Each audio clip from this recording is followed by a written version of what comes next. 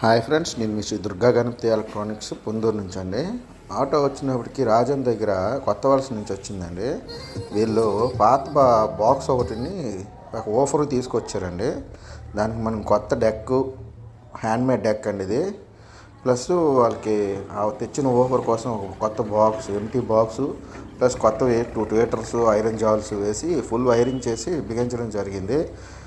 And పాత offer ఏంటంటే కొంచెం చిరిగిపోతే దాన్ని గమ్మింగ్ కట్టేసి నీట్గా బిగించడం జరిగింది. ఆడియో క్లారిటీ కూడా వినండి.